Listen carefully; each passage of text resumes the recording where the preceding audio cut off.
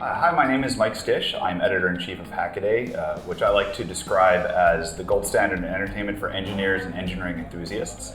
So I think the biggest thing about SuperCon that sets it apart from other conferences is it's really a hands-on experience for hardware itself. We have over 50 talks and workshops, and those are a huge range. So you could take a workshop that's like the bare basics of learning to design circuit boards, PCBs.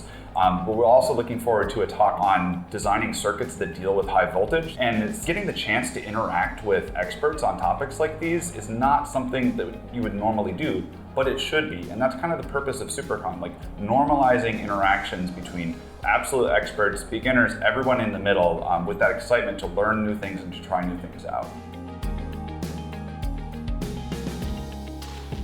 We also have a huge amount of like sideshows or parallel acts going on that we call the Hacker Village. So you have people that are soldering new hardware circuits onto the badge itself or writing software for it. And if someone is sitting there trying to figure out what to do, you'll find a ton of people that are happy to help and give you suggestions and lend you parts that they have extras of. And it really becomes an interactive experience, and not like maybe a zoo experience that you would have if you go to a bigger conference and it's like you watching something. Here you're actually in it.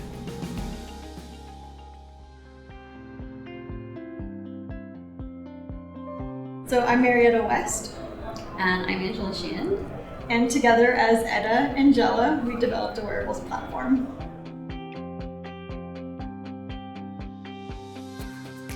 So our workshop was called Expressive Modular Wearable Hardware. Both of us are very into wearables as not just a functional item with technology, but also a beautiful art piece and performative, interactive. And so what we wanted to do with this hardware was to create objects that were designed to be beautiful and designed to be integrated and take cues from fashion. So we wanted to make sure that we were satisfying and creating a beautiful experience for the person who's never installed Arduino, and make it challenging enough for the person who's trying to integrate it into their badge hacking experience. So with that, we wanted it to be sensor-packed, feature-packed, but then we also wanted to provide lots of example projects so that people could pull from those and draw inspiration from that.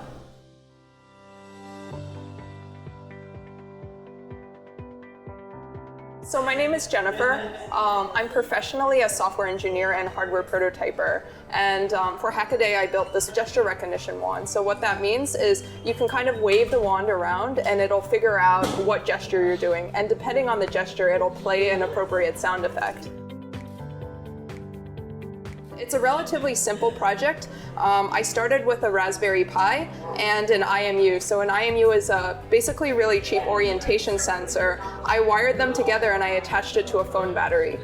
Then I took this phone battery and I just glued it to this like costume Harry Potter wand that I bought off Amazon. When I was a kid, there was this computer game that I really loved, and in it you're kind of playing as Harry Potter, and so there are two spells in the game. One is Wingardium Leviosa, which is you wave your wand in a W shape and it makes things levitate. And another spell is Flipendo, which is basically you twirl your wand and you kind of just wave it at anything. So I took these two spells from the game and I was like, I wonder if I can like detect those on a real wand. And that's where this project kind of came from.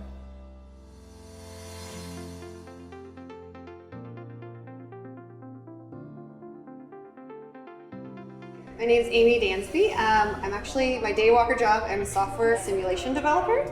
Today I presented specifically a talk about modding props that maybe already exist, or buying stuff from like the dollar store, or 3D printing your own, or maybe do your own schematics like your PCB designs and you want to insert them into your props or into someone else's design, and kind of like my crazy little thought process to go about that. So this is actually from the game Halo, and a nice thing about like a lot of the game models is you have a very nice artist who's already made some of these models. So you can go in and take some of these awesome designs and you can modify them for some electronics.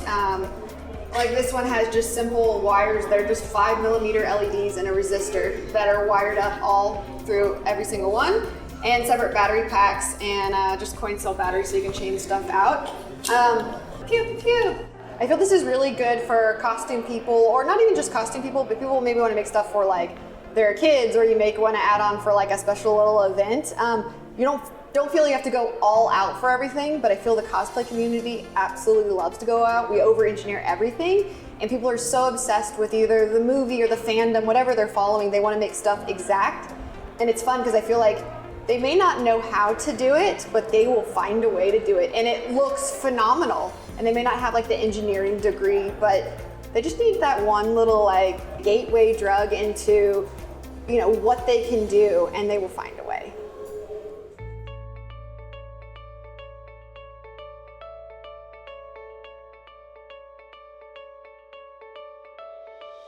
I often think about this concept of inclusive elitism. We should all try to be elite at the things that we're interested in, the skills that we're interested in, but we should be inclusive of sharing what we've learned. And really, the better you get at something, the more you should be a teacher of that thing. And I think this is the spirit you'll find at everyone at SuperCon. The people who are giving the talks, they've done something really interesting, and they say, like, it's my role to get out there and share it with someone. But they're not sequestered away in some green room and they get whisked away and you don't see them after the talk. Like, you're going to be out back having a coffee with them right after the talk or even right before.